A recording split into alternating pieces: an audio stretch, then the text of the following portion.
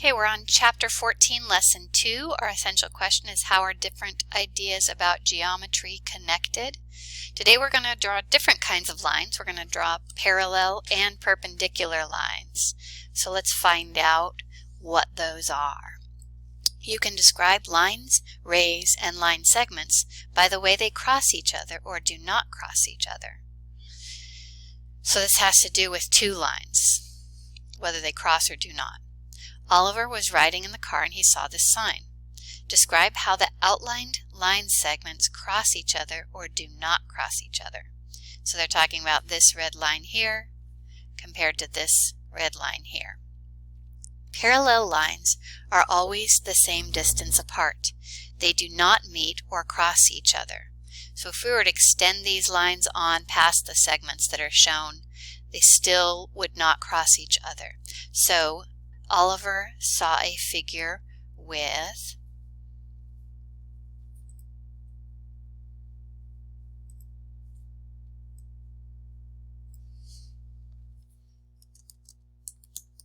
parallel line segments because they do not cross, and if we extend them on, they're the same distance apart, so they would not cross at any point beyond that either. So that's how example 1 is done, and then underneath it they've given you a nice purple box that explains in more detail about parallel lines. Parallel lines are always the same distance apart. They do not meet. So this symbol means parallel. When you've got two little lines, it looks like a rotated equal sign basically, and that means that they're parallel, and that's the way to write it if you are making notes. Line AB is parallel to line CD. That would be word form, and this is the symbol form. Both of these are ways to describe what you see in this picture here in the model. Okay, so now we're going to look at some other types of lines. And here's another purple box with our key concept. Lines that meet or cross each other are called intersecting lines. So any line that crosses is intersecting. Line AB intersects line CD. Line AB intersects line CD. Because they have arrows on all sides, as we talked about in the first lesson, that means they're lines. And there's the points. And because they cross right here, we know that they're intersecting. Now, down here we're talking about a special type of intersecting lines. Lines that meet or cross each other to form square corners are called perpendicular lines. So remember, I think in another one I talked about the little box in the corner. That means it's 90 degrees. It also is what they're referring to as a square corner. So if we were to draw a rectangle or a square, it would have this 90 degree or square corner. And that is what makes this shape a perpendicular, showing perpendicular lines, and this one is not perpendicular because, as you can see, this angle here is not a square angle that is definitely greater than 90 degrees, and this here is much less than 90 degrees, so this is simply intersecting and not perpendicular. This is both intersecting and perpendicular. So perpendicular is sort of a subset of intersecting. That's what that's saying. And this is the word form. Line AB is perpendicular to line CD. And this is the symbol. Looks like an upside down T to show that those two lines are perpendicular. This symbol means a square corner. And we've talked about that in class as well. Okay. Describe the figure. Use parallel, perpendicular, or intersecting. You might want to circle those. Those are going to be the words you're going to use through most of the lesson. Use the most specific term. Okay, so if they're intersecting and perpendicular, we want to label them perpendicular. If they're not intersecting at all, then we're going to label them parallel. So looking at this figure here, I can see we've got a ray AB and line segment CD, and they do cross each other, but do not form square corners. So ray AB and segment CD are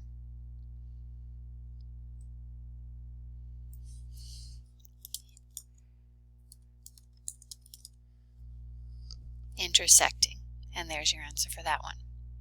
Okay, now we're looking at these line segments in the tennis racket, and you can see that regardless of where I look at the line, they are the same distance apart.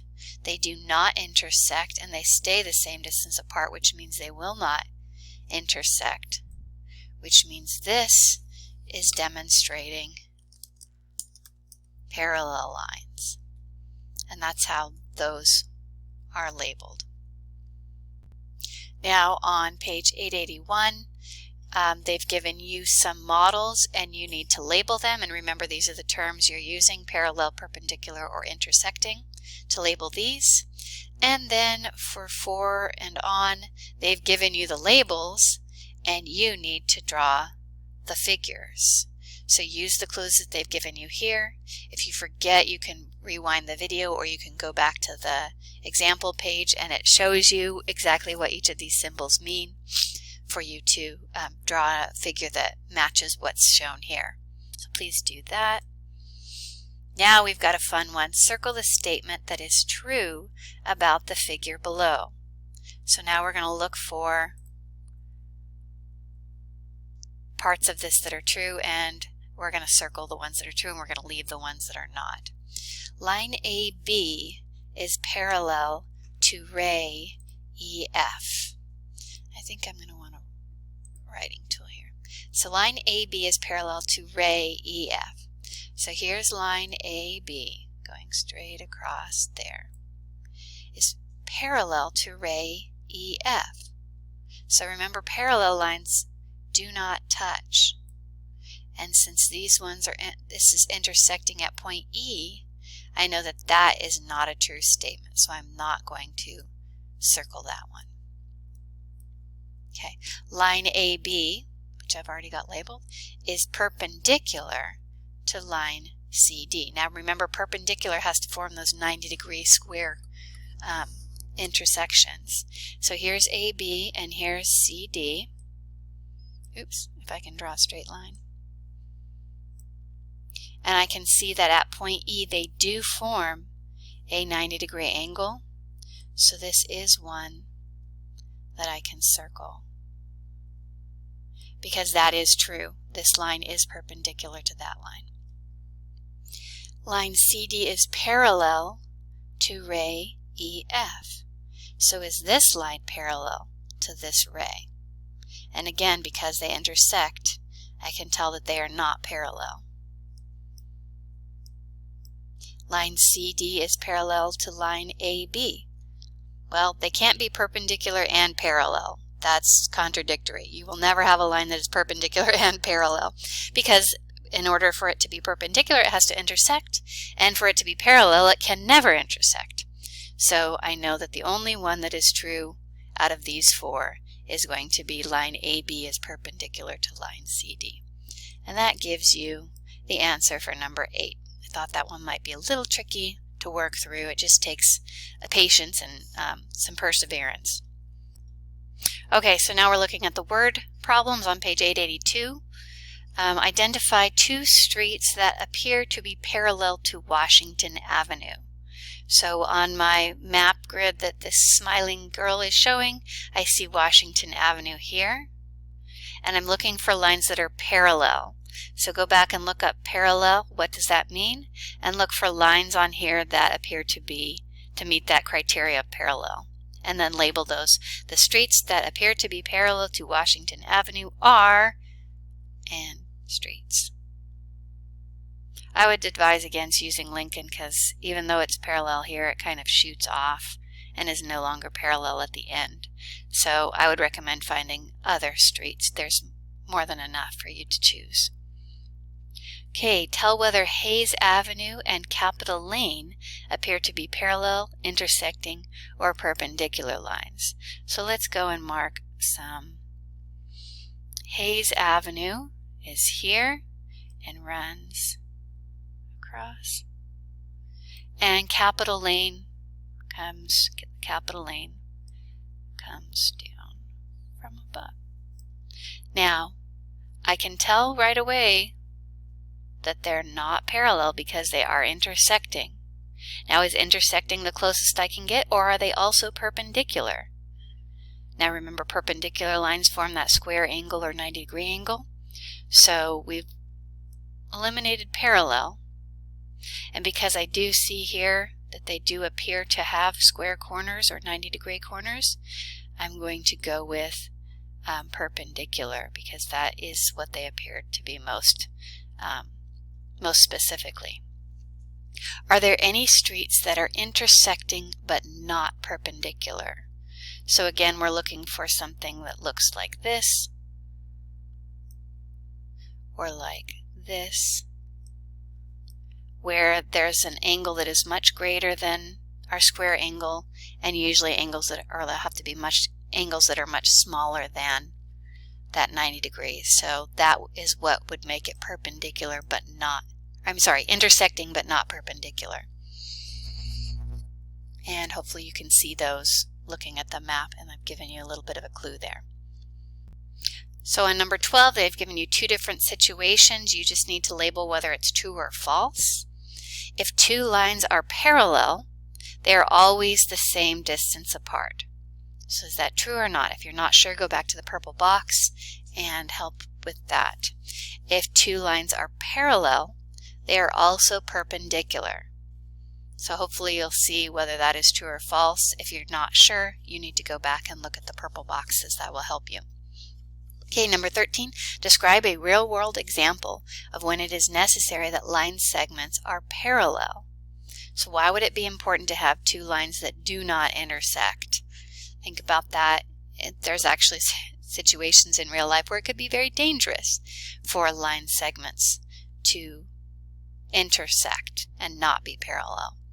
So give some ideas that you can think of for why it would be important for lines not to intersect, and why would it be important for them to be parallel continuing on. Okay, if you haven't used your hour and you still have time to spend on your math, you should be looking at the homework, and I am going to get you started on this one because I'm guessing what people are going to use this line for is just to write a one-word answer, and that's not what I want. So I'm going to get you started with a good sentence for this one. So in order to answer this question, describe the figure, I'm going to get you started. Line, and the line is LA, because I see arrows on both sides of this shape, and segment HJ R, and then you're going to decide one of these words. Is it parallel, is it perpendicular, or intersecting? Which is the most specific term to describe what you see in this figure? Line LA and segment HJ are what? You should have enough room to fit that. If you really want to be excellent, you're going to write line LA and line segment HJ. But I don't really have the room for that in this space without covering up the picture you need to see. So please make sure you do that. And on the back of the homework, it has some more figures for you, or some more notations for you to draw into figures. So please look at the clues to make sure that you get all the details in order to be accurate on your figure. You may want to refer back to the examples that are given that explain all these different things that you're seeing. And then this is just like the tennis racket on the first problem, so make sure you're labeling this figure correctly. Also, don't forget to do the vocabulary. They've just got you matching up here. So they've got a model for you here and a definition over here. I'm sorry, not a definition, a term, vocabulary term. So make sure you're just connecting the correct term to the correct model over here. When you're completing your work, don't skip over these just because it's in the orange box. Then label which is the correct symbol to describe what you're seeing in this figure. So please make sure you get through that as well. Thanks so much and keep working hard.